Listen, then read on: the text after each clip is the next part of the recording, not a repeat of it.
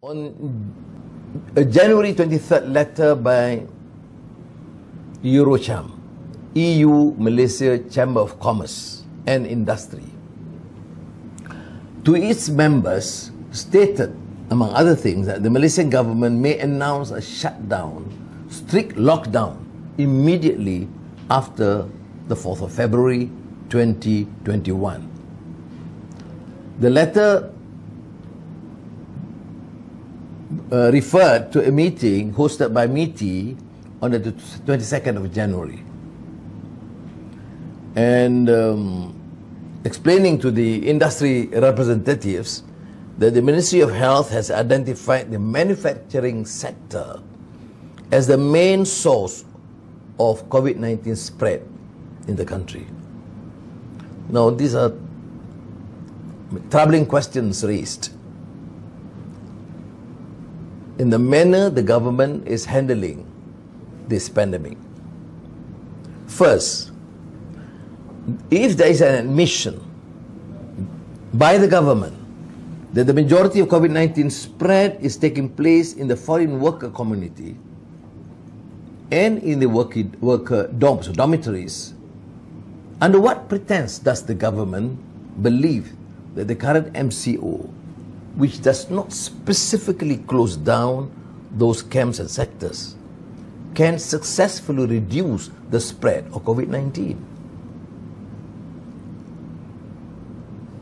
Now, there is no clarity. Leaving highly contagious sectors open serves only to prolong the MCO period at the expense of millions of Malaysians who are doing their best to slow the spread. Second, we are now almost exactly 1 year into the onset of the global pandemic and the beginning of MCO in Malaysia.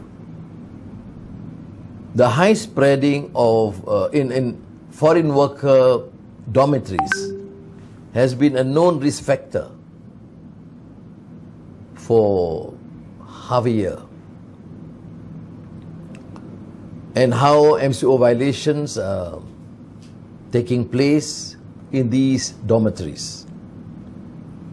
Now, there must be adequate supervision and enforcement on these companies and these dormitories. There are adequate resources on the part of the government to mobilize and monitor. Unlike Singapore, which moved to implement mass testing in its migrant workforce population, Malaysia continues to drag its feet on this fundamental and largely achievable step.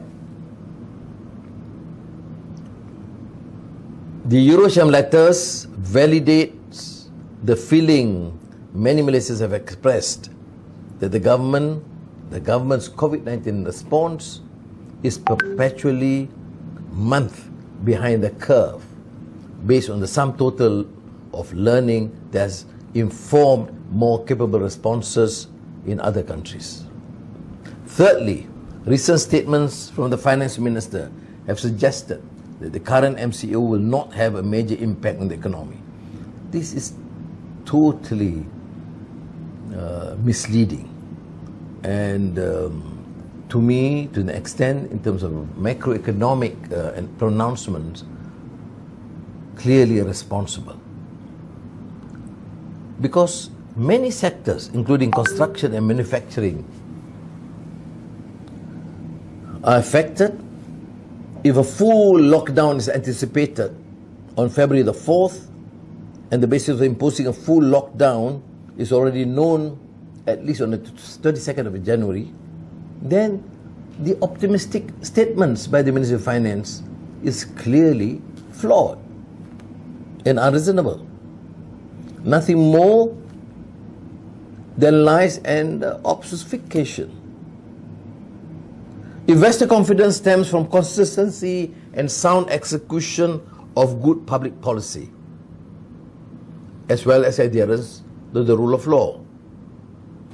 The government's handling of the MCO, especially since its outbreak after the Sabah elections, has been utterly disorganized and inconsistent. Now, without evidence to the contrary, we can assume that investors will reach the same conclusion that we and many Malaysians already have. The government has no clear plan and cannot function under current complex and chaotic situation. Its main concern is prolonging its tenure in power at the expense of the economy and our democratic institutions, now through its use of emergency regulations and declaration.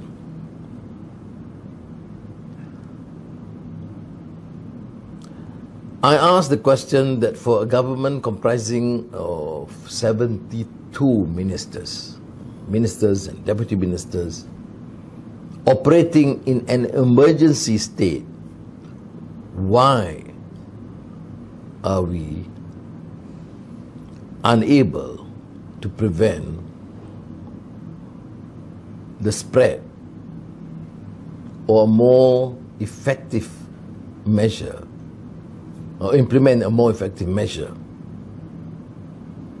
And why is there an utter failure with this large group of ministers in dealing effectively with this pandemic?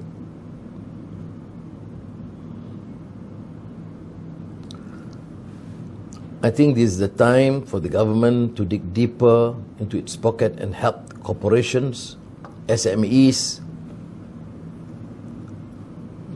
the poor, the unemployed, and thus effectively deal with the ramifications of this pandemic. Mass testing must be implemented and paid for, or at least partially subsidized by the government.